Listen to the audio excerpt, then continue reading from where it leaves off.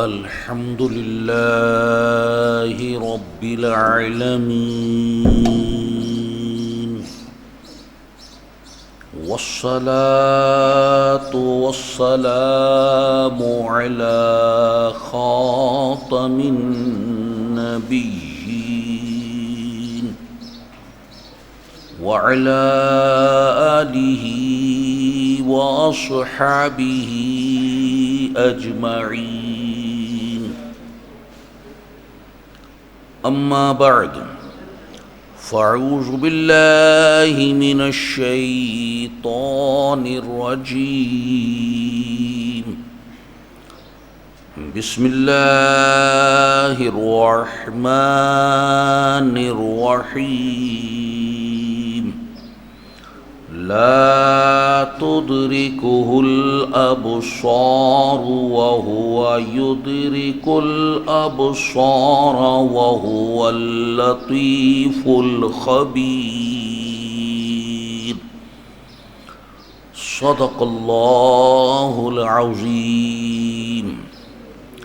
قال الله تبارك وتعالى في شان حبيبه الكريم: إن الله وملائكته يصلون على النبي يا أيها الذين آمنوا صلوا عليه وسلموا تسليما. الصلاة والسلام عليك يا سيدي يا رسول الله. الصلاة والسلام عليك يا سيدي يا حبيب الله. الصلاة والسلام عليك يا سيدي يا نبي الله، وعلى آلك وصحابك يا سيدي يا نور اللہ. آپ جانتے ہیں سیدنا حضرت علامہ ابو الحسن علی بن عثمان دوسی رحمۃ اللہ علیہ، آپ کے قصیدہ مبارک قصیدہ بدء الامالی سے توحید کا بیان جاری و ساری ہے. آپ اپنے اس قصیدے کے پہلا شعر جو بیان فرماتے ہیں وہ یہ ہے: یقول العبد فی بدء الامالی لتوحید بنظم کالآلی. یعنی بندہ اپنے آپ کو کہتے ہیں کہ بندہ امالی کے شروع میں توحید باری تعالیٰ کے لیے عقائد اسلامی کا بیان موتیوں کی لڑی جیسی نظم میں کہتا ہے. مجاجز نے اس قصیدہ بدء الامالی کے عربی اشعار کا اردو میں منظوم ترجمہ وہ کیا ہے. اس پہلے شعر کا ترجمہ میں نے عرض کیا: بندہ آغاز امالی میں بیاں توحید کا موتیوں جیسے ہی لفظوں میں رقم ہے کر رہا. یہ جو پہلا شعر ہے اس میں 3 الفاظ لائق تشریح ہیں. اور یہ بات عرض کر دوں،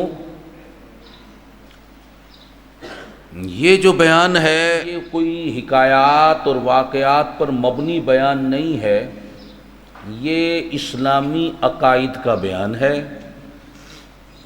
نیند کو اڑا کر پوری دل جمعی کے ساتھ توجہ کے ساتھ اس بیان کو سننا ہے.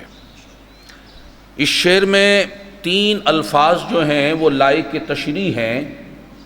پہلے لفظ عبد، دوسرا لفظ امالی، تیسرا لفظ توحید. لفظ عبد کا معنی، تشریح، بیان یہ اسی اسلامی تربیت میں پہلے ہو چکا ہے. لفظ امالی جو ہے پہلے ہم اس کا معنی سیکھیں گے۔ لفظ امالی جو ہے یہ املا سے بنا ہے، اور املا کہتے ہیں زبانی طور پر کسی کو کوئی تحریر لکھوانا، خود زبانی طور پر بولنا اور دوسرا شخص اسے لکھے، اسے کہتے ہیں املا کرانا۔ آج کل تو اسکولوں میں، مدارس میں یہ سلسلہ کم یا ختم ہو گیا ہے۔ جب ہم بچپن میں پڑھتے تھے تو اساتذہ تختیوں پر املا کراتے تھے، وہ بولتے جاتے تھے، طلباء کو لکھنا ہوتا تھا۔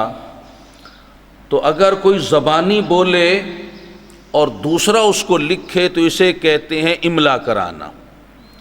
تو املا کی جمع ہے امالی۔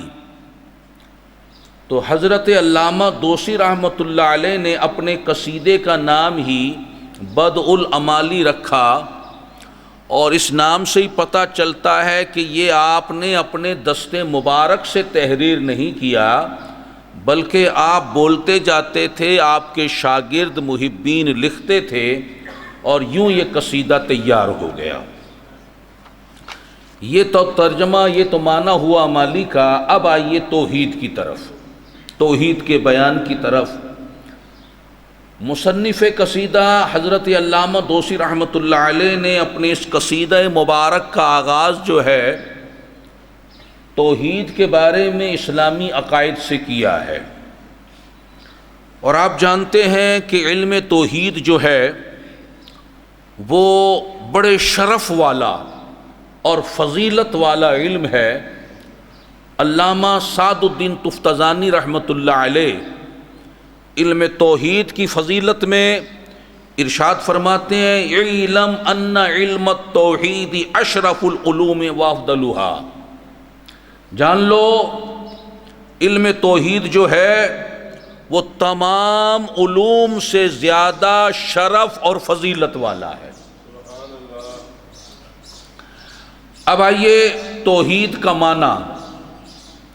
علامہ سید شریف جرجانی رحمۃ اللہ علیہ اپنی مشہور کتاب کتاب التعریفات میں توحید کا لغوی معنی یہ ارشاد فرماتے ہیں، لغت میں توحید کا معنی ہے کسی شے کے ایک ہونے کا حکم لگانا، کسی شے کے ایک ہونے کا حکم لگانا اور کسی شے کے ایک ہونے کا جاننا۔ تو آپ جو یہاں بیٹھے ہیں اور ہماری مائیں بہنیں بیٹیاں میں جو یہ بیان سن رہی ہیں، وہ بھی اس معنی کو اچھی طرح ذہن نشین کر لیں۔ توحید کا لغوی معنی کیا بیان ہوا؟ کسی شے کے ایک ہونے کا حکم لگانا۔ ذرا دہرائیں، کسی شے کے ایک ہونے کا حکم لگانا، کسی شے کے ایک ہونے کا، اور کسی شے کے ایک ہونے کا جاننا، کسی شے کے ایک ہونے کا، کسی شے کے ایک ہونے کا۔ تو کسی شے کے ایک ہونے کا حکم لگانا اور ایک ہونے کو جاننا جو ہے، یہ ہے توحید کا لغوی معنی۔ اب سیکھیں گے ہم توحید کا شرعی معنی۔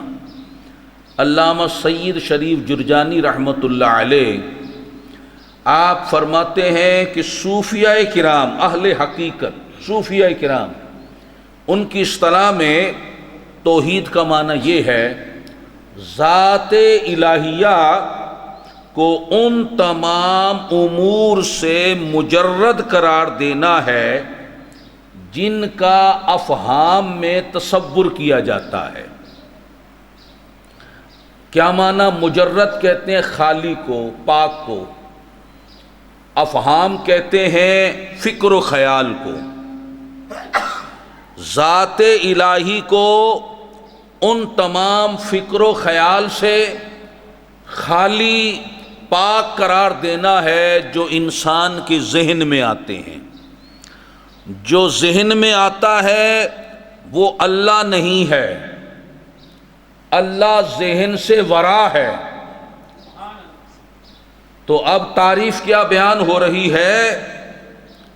اللہ تبارک و تعالی کی ذات مقدسہ کو ان تمام امور سے مجرد، خالی، تنہا، غیر مادی وجود بے جسیم قرار دینا ہے، جن کا افہام میں، فکر و خیال میں تصور کیا جاتا ہے، اور جن کا اوہام و اذہان یعنی وہم و گمان، سوچ سمجھ، خیال، فکر میں خیال کیا جاتا ہے۔ یعنی اب آپ یہ سمجھ لیں کہ اللہ تعالی ہماری فکر سے، ہماری سوچ سے، وہم سے، گمان سے وراء الورا ہے۔ وہ کسی کے فکر میں، خیال میں، سوچ میں، سمجھ میں، عقل میں، دانش میں آ نہیں سکتا۔ یہ ہے توحید کا شرعی معنی۔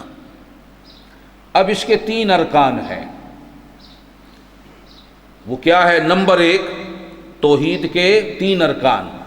پہلا رکن، اللہ تعالی کو اس کی ربوبیت کی صفت سے پہچاننا۔ اللہ تعالی کو، آپ بھی دہرائیں، اللہ تعالی کو اس کی ربوبیت کی صفت سے پہچاننا، اللہ تعالی کو اس کی، اللہ تعالی کو اس کی، یہ توحید کا پہلا رکن ہے۔ دوسرا رکن ہے اللہ تعالی کے ایک ہونے کا اقرار کرنا۔ اللہ تعالی کے، اللہ تعالی کے ایک ہونے کا یہ دوسرا رکن ہے۔ تیسرا رکن، کلی طور پر اس کے ند ہونے کی نفی کرنا۔ اس کا کوئی مثل نہیں، مثیل نہیں، نظیر نہیں، شریک نہیں، حصے دار نہیں، اس کے کوئی برابر نہیں، اس کا کوئی مد مقابل نہیں، اس کا کوئی ضد نہیں، اس بات کی کلی طور پر نفی کرنا۔ کوئی بھی اس کا مثل نہیں ہے، نظیر نہیں ہے، کفو نہیں ہے، مد مقابل نہیں ہے، شریک نہیں ہے، برابر نہیں ہے، مد مقابل نہیں ہے، ضد نہیں ہے، اس بات کی کلی طور پر نفی کرنا۔ تو ارکان توحید 3 ہو گئے۔ اللہ تعالی کو اس کی ربوبیت کی صفت سے پہچاننا، اس کے ایک ہونے کا اقرار کرنا، اور کلی طور پر اس کے مثل ہونا، اس کے نظیر ہونے کی نفی کرنا، انکار کرنا۔ اب جب ہم نے توحید کا لغوی معنی بھی جان لیا، شرعی معنی بھی جان لیا، ارکان توحید کو بھی جان لیا، تو اب آپ دیکھیں کہ سب سے پہلے جو بات بیان ہوئی توحید کے معنی میں، وہ یہی ہے کہ اللہ تعالی ہماری عقل و خرد، فہم و دانش، ادراک و شعور، وہم و گمان، سوچ و سمجھ اور خیال و تصور سے ورا ہے، بلند و بالا ہے۔ اگر اتنی چیزیں ذہن میں نہیں آ رہی، یہ بات تو سمجھ میں آ رہی ہے، اللہ ہمارے خیال سے، عقل سے، فہم سے، فکر سے، گمان سے، وہم سے بلند و بالا ہے۔ اللہ کے بارے میں ذہن میں جو سکیچ بنتا ہے، اگر اس کو اللہ مانیں گے تو 2 اللہ ہو گئے، ایک وہ جو ذہن میں ہے، ایک وہ جو حقیقت میں ہے۔ تو یہ تو 2 اللہ مان لیے، کیونکہ اللہ کسی کے ذہن میں، تو اب جو سکیچ میں آ رہا وہ تو اللہ نہیں ہے، وہ تو کوئی اور ہے۔ وہ کوئی کیا ہے؟ وہ وہم جو ہے، خیال جو ہے، آپ کے ذہن میں، میرے ذہن میں اللہ کے بارے میں کوئی آیا، وہ خیال پیدا ہوا ہے یا نہیں؟ بتائیے، ذہن میں وہ خیال پیدا ہوا، وہ وہم آیا، آنے والی چیز پیدا ہی ہوتی ہے نا، پہلے سے نہیں۔ تو جو پیدا ہو وہ تو اللہ نہیں ہوتا۔ یہ تو وہم پیدا ہوا ہے، خیال پیدا ہوا ہے، گمان پیدا ہوا ہے، تو جو چیز پیدا ہو رہی ہے وہ اللہ کیسے ہوگی؟ تو مجھ عاجز نے شعر کی شکل میں اس عقیدے کو یوں بیان کیا: جو آئے فہم و دانش میں خدا وہ ہو نہیں سکتا. جو آئے فہم و دانش میں خدا وہ ہو نہیں سکتا کہ وہ مخلوق کی عقل و خرد سے ہے کہیں بالا.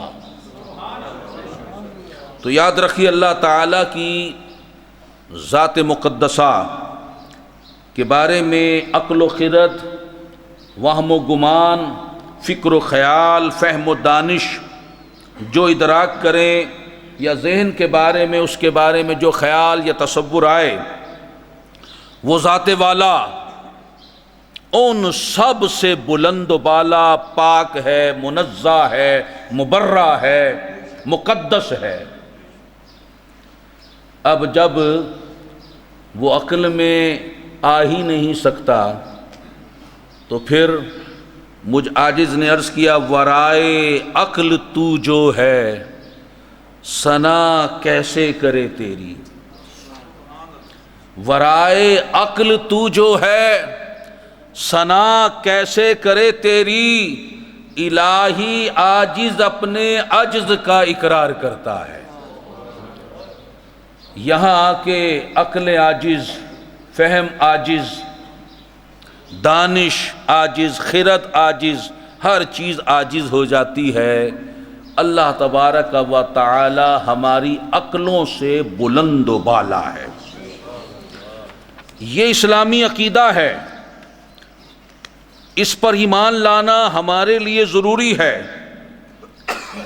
اللہ تعالی کی ذات مقدسہ کا ادراک عقل کے ذریعے کرنا امپاسبل، ناممکن، محال ہے.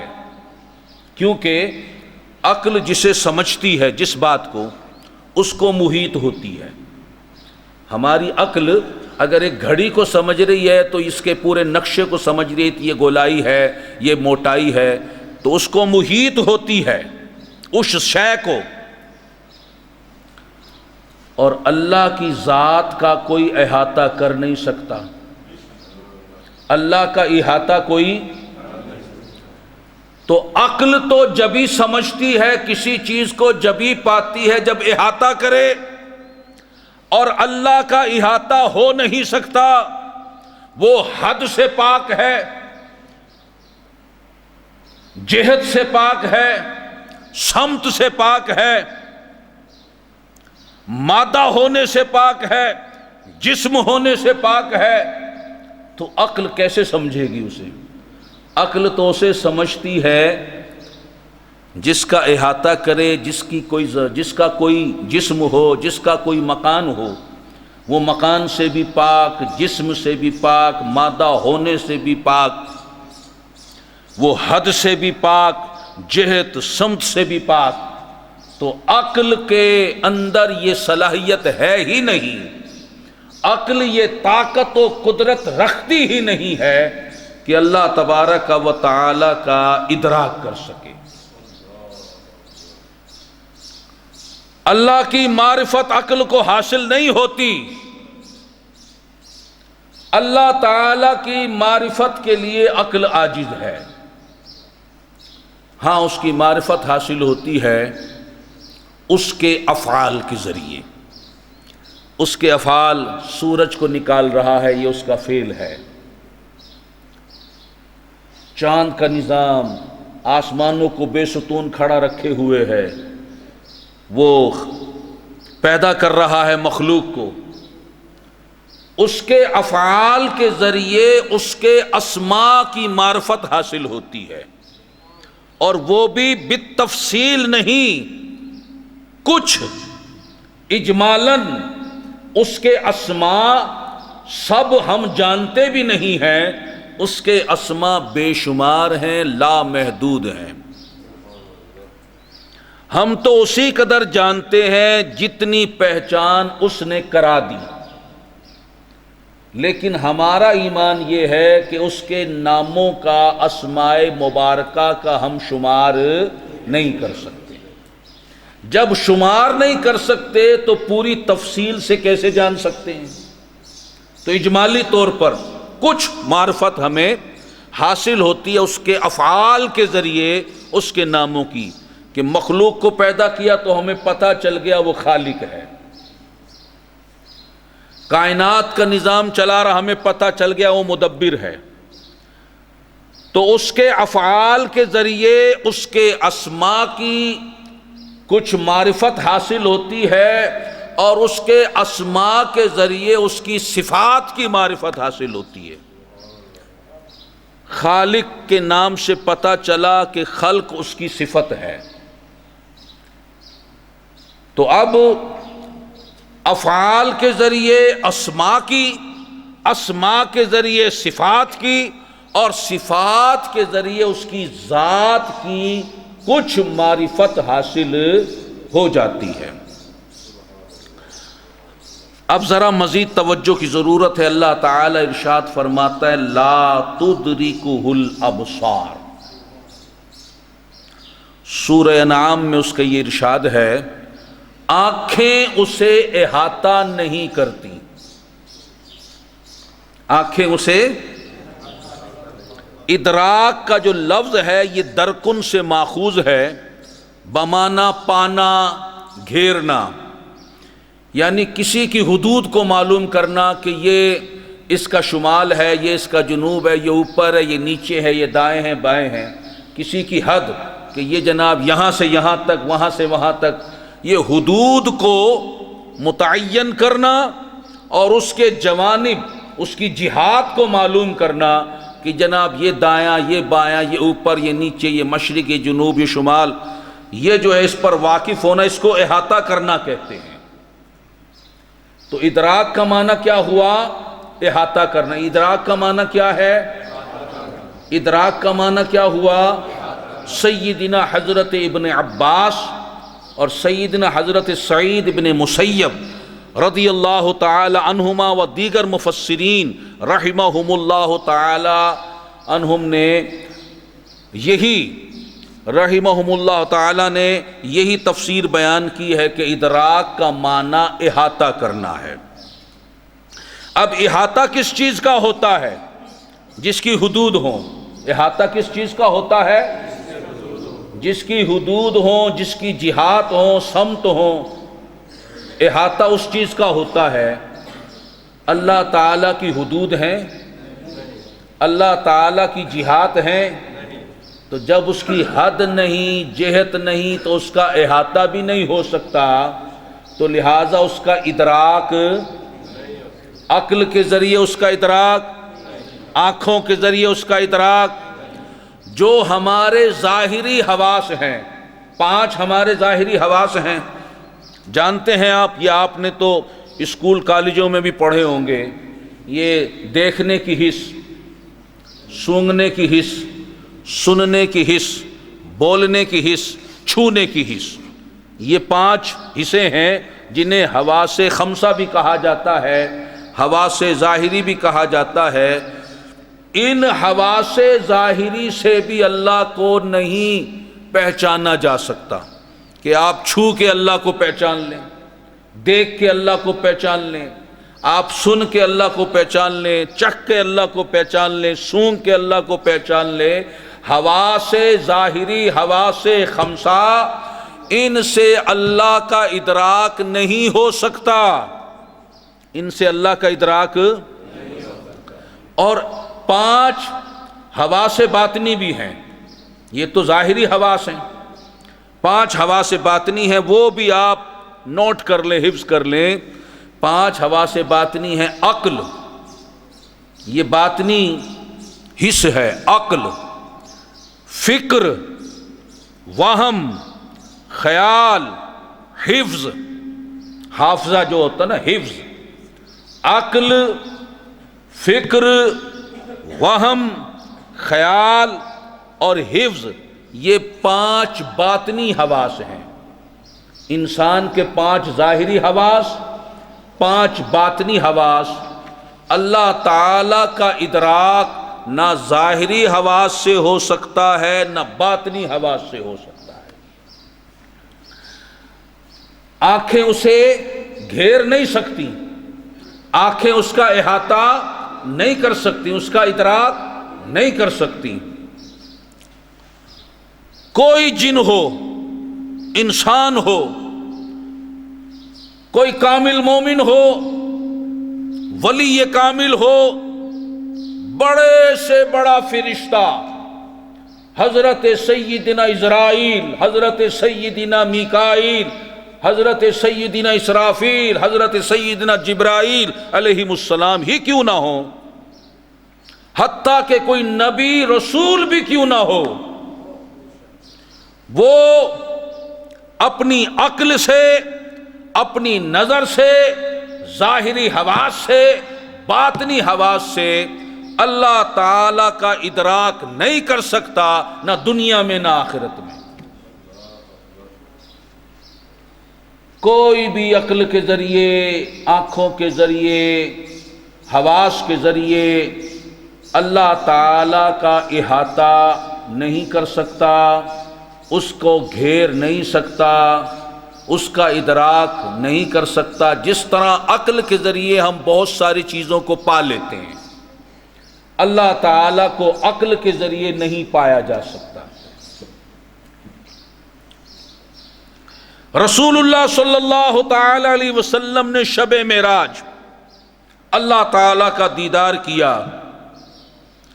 اول تو یہ بات سرکار کے لیے خاص ہے، لیکن پھر بھی آپ نے رب تعالی کا احاطہ کر کے رب کو نہیں دیکھا۔ آپ کی نگاہ پاک نے بھی رب تعالی کا احاطہ کر کے نہیں دیکھا۔ کیسے دیکھا؟ تو جب ایک چیز عقل میں نہیں آ سکتی تو زبان پر کیسے بیان کی جائے؟ تو اسی لیے صاحب بہار شریعت نے فرمایا مومنین کے لیے دیدار آخرت میں رکھا ہے، تو پھر وہاں دیکھیں گے تو پتہ چل جائے گا کہ کیسا بغیر احاطہ کیے کیسے دیکھا جاتا ہے۔ جب وہ دکھانا چاہے گا دکھا دے گا، مگر قیامت میں بھی اس کا احاطہ نگاہیں نہیں کر سکتی، نگاہیں نہیں کر سکتی۔ اگلی بات، یہ بات سمجھ رہے ہیں کہ اللہ تعالی کو ہم عقل کے ذریعے نہیں پہچان سکتے، اس کی ذات کی حقیقت کو۔ اللہ کی حقیقت کیا ہے؟ ہم اپنی عقل سے، نظر سے، حواس سے نہیں پہچان سکتے، یہاں تک کہ ہمارا علم جو ہے وہ اس کا احاطہ نہیں کر سکتا۔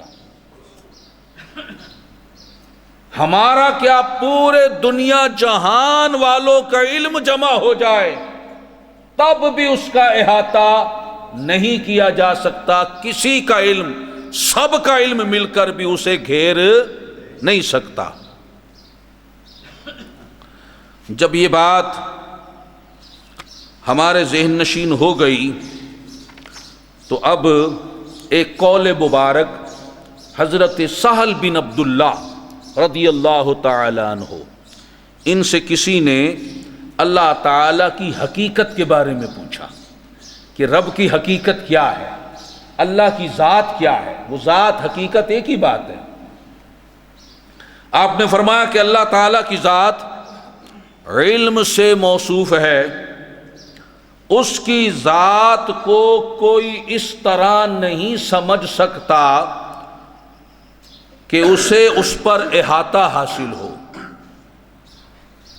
اور نہ کوئی اسے اس دار دنیا میں آنکھوں سے دیکھ سکتا ہے، اور اس کی ذات بغیر حد، بغیر احاطہ، بغیر حلول، بغیر اتحاد کے حقائق اشیاء کے اندر موجود ہے۔ روز قیامت مخلوق کی نگاہیں اللہ تعالیٰ کو اپنے ملک اور قدرت میں ظاہری طور پر دیکھیں گی، اور مخلوق اس کی ذات کی حقیقت معلوم کرنے سے عاجز ہے، مگر اللہ تعالیٰ نے اپنی نشانیوں کے ساتھ افعال، مخلوقات، آثار، نشانیوں کے ساتھ اپنی ذات کا پتہ بتا دیا ہے۔ اب جو بات کہہ رہے ہیں وہ سنیں۔ عقل اس کو نہیں پہچان سکتی، فکر، وہم، خیال، حفظ، آنکھیں، کان، ناک، زبان، ہاتھ پاؤں، ظاہری حواس، باطنی حواس اسے نہیں پہچان سکتے، علم کے ذریعے اس کا احاطہ نہیں ہو سکتا، پھر اس کی معرفت کیسے حاصل ہوگی؟ کہتے ہیں کہ دل اسے پہچانتے ہیں، اس کی معرفت دل کے ذریعے ہوتی ہے، اس کی معرفت جسم کے ذریعے نہیں، دماغ کے ذریعے نہیں، عقل کے ذریعے نہیں، فکر کے ذریعے نہیں، وہم کے ذریعے نہیں، خیال کے ذریعے نہیں۔ اس کی معرفت کا پانا کس کے ذریعے ہے؟ دلوں کے ذریعے، دل کے ذریعے اس کی معرفت۔ فرماتے ہیں چنانچہ دل اسے پہچانتے ہیں مگر عقلیں اس کی ادراک نہیں کر سکتی۔ جو عارف باللہ بھی ہے، دل میں تو معرفت ہے، عقل پھر بھی عاجز ہے، عقل پھر بھی عاجز ہے۔ مومنین روز قیامت اسے اپنی آنکھوں سے دیکھیں گے مگر نہ تو اس کی ذات کا احاطہ کر سکیں گے اور نہ اس کی انتہا کو پا سکیں گے۔ تو میرے محترم بھائیوں اور بزرگوں، اب ذرا مفتی احمد یار خان نعیمی رحمۃ اللہ علیہ کی تفسیر سے چند الفاظ وہ بھی میں سنائے دیتا ہوں، اور مین ایک شعر ہے جو اس میں آ رہا ہے وہ سنانا مین مقصود ہے۔ پہلے تو یہ سن لیں کہ اللہ تعالیٰ کی دل سے بھی پوری معرفت حاصل نہیں ہو سکتی، دل کے ذریعے بھی اللہ کی ذات کی پوری حقیقت یہ کسی کو بھی حاصل نہیں ہو سکتی، اگرچہ وہ نبی ہی کیوں نہ ہو۔ ہاں اپنے اپنے درجے ہیں، نبیوں کی معرفت کا مقام اور ہے، صحابی کی معرفت اس سے کم ہے، اولیاء کی اس سے کم ہے، مومنین کی اس سے کم ہے، پھر عام لوگوں کی اس سے کم ہے، تو درجہ بدرجہ۔ لیکن یہ کوئی بھی ایسا نہیں ہے مخلوق میں جو پوری معرفت اس کی حاصل کر لے، اس کی ذات کی پوری حقیقت۔ جس قدر وہ جسے چاہتا ہے اپنی معرفت عطا فرماتا ہے، اس سے پتہ چلا اپنی محنت اور کوشش سے اللہ کی معرفت حاصل نہیں ہو سکتی۔ یہ کوئی کسبی چیز نہیں ہے کہ آپ ریاضتیں کر کے، مجاہدے کر کے، ہاں ریاضتیں مجاہدے اس کا وسیلہ بن سکتے ہیں اس کے فضل کو پانے کا۔ یہ وابی اور عطائی چیز ہے، اللہ جسے چاہتا ہے، جتنا چاہتا ہے اپنی معرفت سے مشرف فرماتا ہے۔ ساری مخلوق میں سب سے بڑھ کر معرفت اس نے اپنے محبوب کو عطا فرمائی، ان جیسی معرفت کسی کو بھی حاصل نہیں، نبیوں میں بھی رسولوں میں بھی کسی کو حاصل نہیں جو اپنے محبوب کو اس نے اپنی معرفت سے نوازا ہے۔ لیکن ایمان اور اعتقاد وہی ہے، دل کے ذریعے بھی اس کی کامل معرفت کوئی حاصل نہیں کر سکتا۔ کچھ معرفت حاصل ہو جاتی ہے، کامل نہیں۔ یہ ایمان ہے ہمارے، یہ عقائد ہیں، ان کو مضبوطی کے ساتھ اپنے دل میں باندھ کر رکھیں۔ یہ سیکھنے کی ضرورت ہے، سمجھنے کی ضرورت ہے۔ مفتی صاحب فرماتے ہیں یہ جو آیت مبارکہ لا تدرکہ الابصار، اس میں جو ابصار ہے یہ بصر کی جمع ہے۔ بصر کے دو معنی کر لیں، ایک آنکھ کو بھی بصر کہتے ہیں اور آنکھ کی جو بینائی ہے وہ روشنی جو ہے اسے بھی بصر کہتے ہیں۔ فرماتے ہیں کہ اس آیت کریمہ میں ابصار کو، آنکھوں کو اللہ تعالیٰ کے احاطہ سے مجبور اور معذور فرمایا گیا ہے۔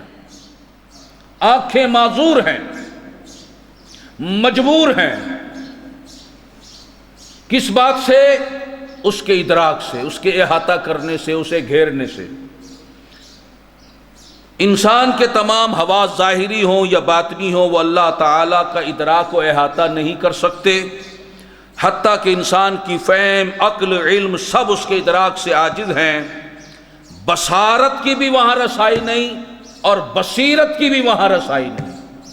بصارت کہتے ہیں ان آنکھوں کے دیکھنے کو، اور بصیرت کہتے ہیں دل کے دیکھنے کو۔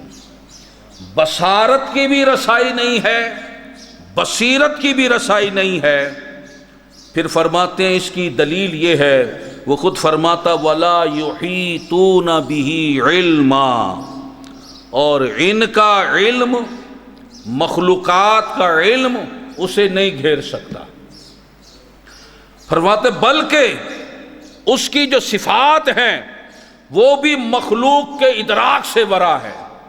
صفات کا کچھ علم، کچھ معرفت بندے کو حاصل ہوتی ہے، تمام صفات کا احاطہ ہم نہیں کر سکتے۔ اور اس کی دلیل دیتے ہیں وَلَا يُحِيطُونَ بِشَيْءٍ مِّنْ عِلْمِهِ إِلَّا بِمَا شَاءَ، اور وہ نہیں پاتے اس کے علم میں سے مگر جتنا وہ چاہے۔ وہ چاہے گا تو معرفت ملے گی، جتنی چاہے گا اتنی ملے گی۔ خود سے بندہ نہ دل سے معرفت حاصل کر سکتا ہے اور عقل سے تو ویسے ہی حاصل نہیں کر سکتا۔ اب جو بات کہی وہ کیا کی؟ کہتے ہیں اس کی جو تجلی ہے نہ تو بصارت پر پڑتی ہے نہ بصیرت پر پڑتی ہے، وہ تو مومن کے دل پر پڑتی ہے، اور دل کے ذریعے ہی معرفت حاصل ہوتی ہے۔ اب جو شعر فرمایا یہ حفظ کرنے والا ہے۔ کیا فرمایا؟ تو دل میں آتا ہے سمجھ میں نہیں آتا۔ یہ عقیدے کو اس شعر میں پرو دیا، تو دل میں آتا ہے سمجھ میں نہیں آتا، پہچان گیا میں تیری پہچان یہی ہے۔ تو دل میں آتا ہے سمجھ میں نہیں آتا، دل سے معرفت ملتی ہے، سمجھ سے، عقل سے، ادراک سے، فہم سے، دانش سے، سمجھ بوجھ سے نہیں، دل سے۔ تو دل میں آتا ہے عقل میں نہیں آتا، پہچان گیا میں تیری پہچان یہی ہے۔ اور پھر فرماتے ہیں آپ کہ اگر اس کے دیدار کی تمنا ہے، اس کی معرفت کی آرزو ہے، تو پھر ایک طریقہ ہے اس کی معرفت کو پانے کا۔ وہ کیا ہے؟ فنا والی بصارت حاصل کرو، فنا والی بصارت حاصل کرو، فانی فی اللہ ہو جاؤ، فانی فی اللہ ہو کر باقی باللہ ہو جاؤ تو اس کا نظارہ کر لو گے۔ مطلب خود کو فنا کر دو جب خود نہ رہو گے، جب تک تمہارا ہونا تمہارے دماغ میں، دل میں سمایا ہوا ہے، یہی حجاب ہے، یہی حجاب ہے۔ جب تم اپنا ہونا فنا کر دو گے اور اس کا ہونا ہی سمجھو گے، پھر اس کا جلوہ بھی دکھائی دے گا، معرفت بھی حاصل ہوگی۔ اس کی معرفت دل میں اسی صورت میں آتی ہے، بندہ فانی فی اللہ ہو جائے اور پھر بقا باللہ حاصل کر لے۔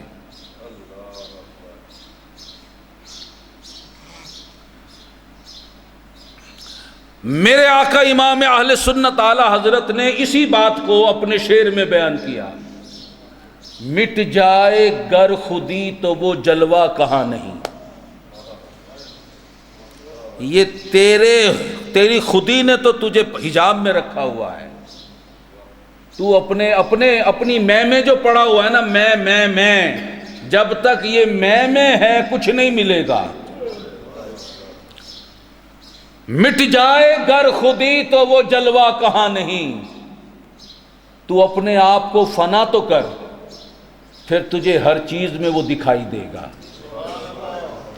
مٹ جائے گر خودی تو وہ جلوہ کہاں نہیں، دردا میں آپ اپنی نظر کا حجاب ہوں،